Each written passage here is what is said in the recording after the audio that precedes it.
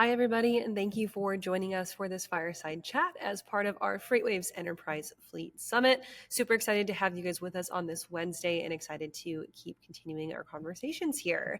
I'm Kaylee Nix, and we are here with Kelly Williams, who is the Vice President of Enterprise Product Management over at Trimble. Kelly, thank you so much for participating in our summit today. Fabulous to be here. So we've got a really interesting topic on the way for this fireside chat. And we're talking about technology, of course, as you guys are that tech provider, but we're focusing specifically on the productivity part because it feels like everything is promised to us that technology is going to improve productivity, right? It's going to make workflows faster and more efficient and streamlined and all these things.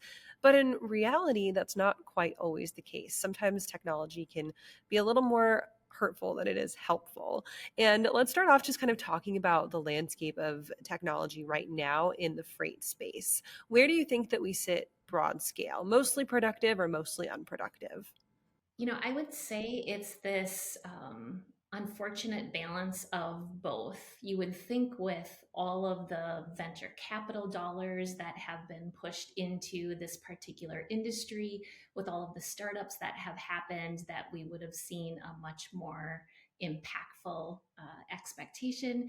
And unfortunately, we just haven't seen that.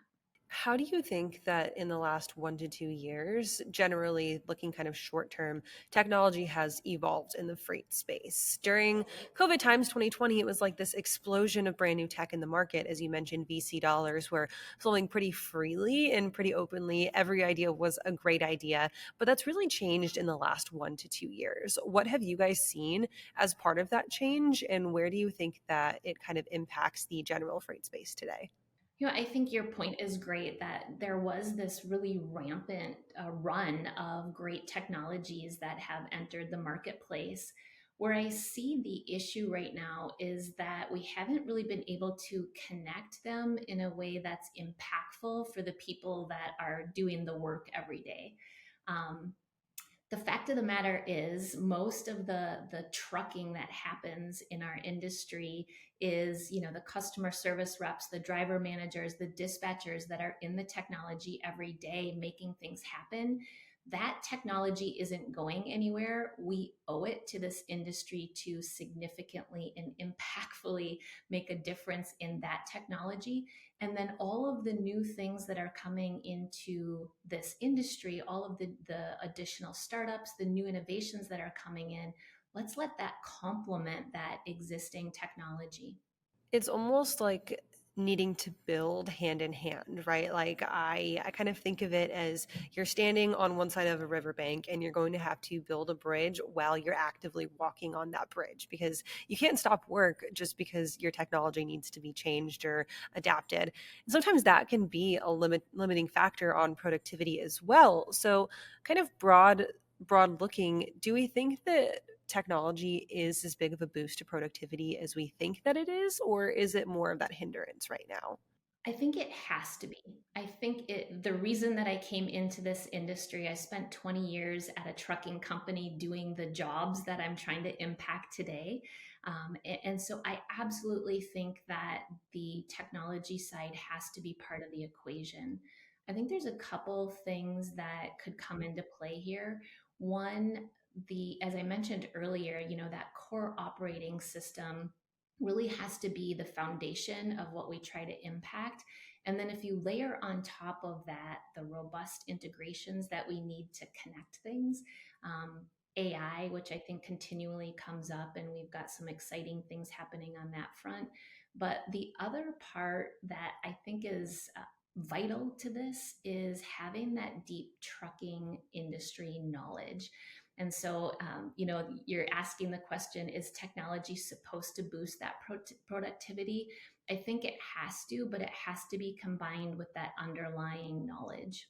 That's a really great point because as we've seen, people will enter the market because like in 2020, 2021, it was just exploding with opportunity. And you can almost kind of tell the fakers from the true makers, right? You can tell the ones who came in just because they saw an explosive opportunity but didn't have that deep trucking knowledge. And what they delivered in product wise wasn't necessarily productive and it wasn't necessarily a success.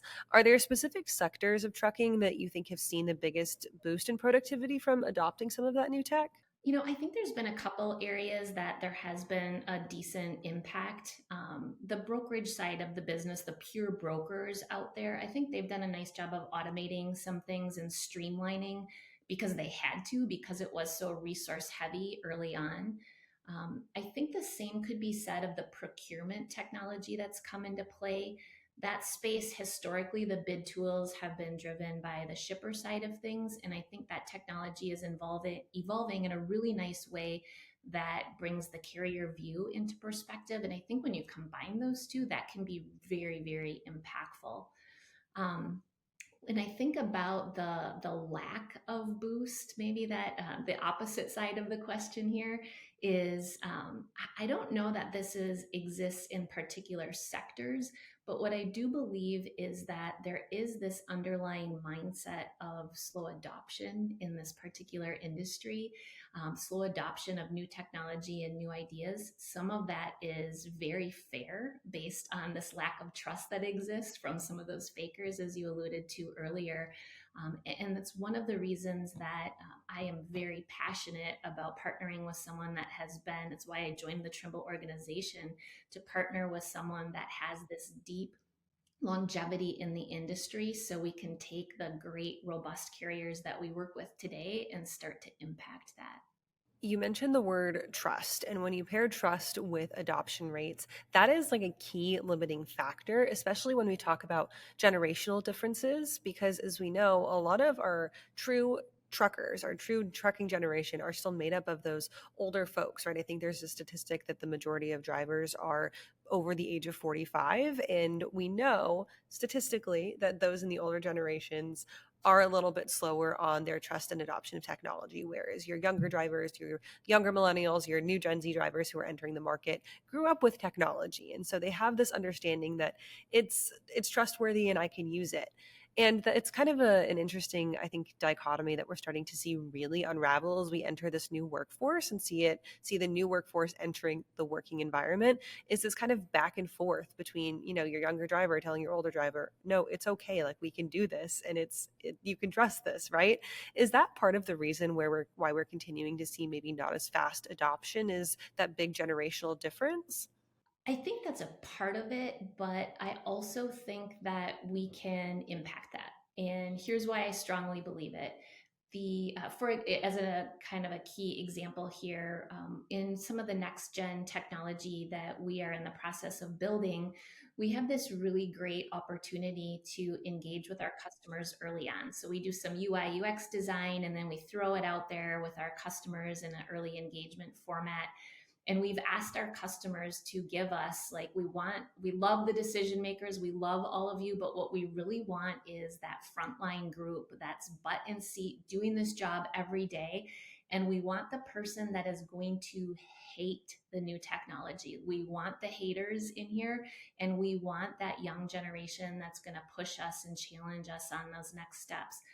The really interesting output from these engagements is, one of the things that you hear pretty consistently in the technology space is people just can't get away from tables. Like, we've got thousands of orders, like we need these tables. And one of the great outcomes from these early engagements with these multi-generational groups is we have eliminated the need for a table, in the way that we've designed the new technology. So I do think that you can bring those groups together, as you mentioned, the young driver and the older driver, the young CSR and the person that's been doing that job for a really long time and has the industry knowledge. I think you can bring them together, and with the right designs and the right involvement and engagement with the customer that's going to be using it, I think you can get there. So, when we're talking about technology that's maybe not as adept as it needs to be, because part of productivity is one, having tech that actually works and functions well, where do you think that some of those spaces that maybe tech isn't quite there yet? Is it in the payments? Is it in those back end automation processes? Is it in track and trace, fraud detection? Where do you think has maybe the biggest room for improvement? I mean, innately, you're spot on. That back office area is exactly where some of that, like, there's so much opportunity there, and we're excited about addressing that opportunity. I have one that's maybe off the normal list a little bit, and that comes into play with I think so much of what comes into the carrier marketplace is derived from shipper initiatives. And so I want to think about how we bring those shipper initiatives together with the carrier technology solutions. Um, and the example that I'll share here is in the visibility space. You know, shippers wanted visibility to where their freight is. And then you've got this like multiple great technology solutions that came into play, but each shipper chooses a different one, and then the carriers have to abide by all of these different ones. And that gets back to that productivity number that we talked about a little bit earlier. One of the things that I talk to our customers about a lot is the Department of Transportation posts every year the transportation industry productivity impact. And over the road trucking is absolutely flatlined in the productivity area compared to other transportation modes. So, this is one of the things that I'm very passionate about impacting with technology. But I also really think it has to be paired with what shipper initiatives are being driven in the marketplace.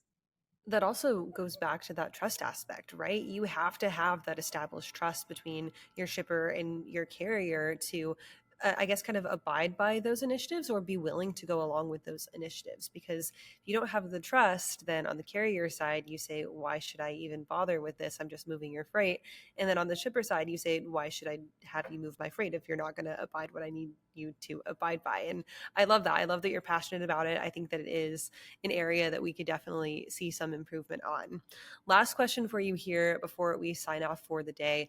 Obviously, it takes a pretty big chunk of money, time, and just sheer determination to make those investments in your technology and commit to boosting your productivity, especially if that means taking a hard look at the tech that you currently have and committing to maybe implementing a new technology solution. What is kind of the right balance, or when is the right time to really sit down and say, okay, we need to find something different to include and kind of update our productivity levels? The time is now. This has to be a bet in this industry that we're willing to make right now. And I think that there is this balance of updates. I'll say, like, we have to move things to the cloud. But I would say I'd lean more towards the end of we have to level up. We're not just, you know, moving things to the cloud. We have to be streamlining workflows. We have to be automating things. It has to be a continuous improvement mindset. So for me, this is something that we absolutely have to take on in the industry. I think there is this aspect that this thread of thought that we've had through this conversation about the trust factor. And I would say that, you know, due diligence on that side of things relative to choosing the right partners in the marketplace. But this, again, has to be a bet that we're willing to make to impact that productivity number that I talked about earlier. And also, like, making a commitment, right? It's not just about, hey, we're going to try and do this. It's make a commitment and find a partner, try something. If it doesn't work, don't just quit it. Maybe try and slug through some of those issues, because it's not as easy as it sounds. It's going to be a little clunky, and you're going to have to work before you can find that solution that genuinely fits for you. Kelly, thank you so much for joining us for this fireside chat. We really, really appreciate it. For folks who maybe aren't familiar with Trimble, or before we let you go, give us just a quick little overview about where you guys can help out in the tech space and that tech productivity space, and then where people can find you.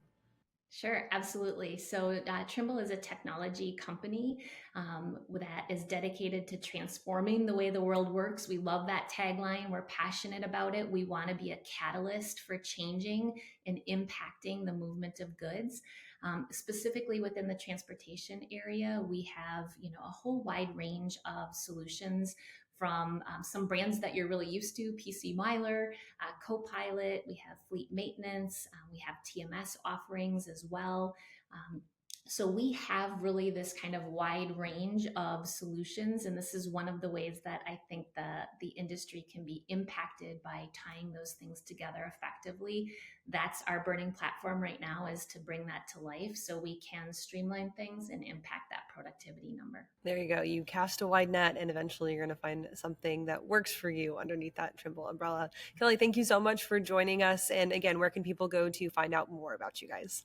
Yes, you can absolutely go to trimble.com.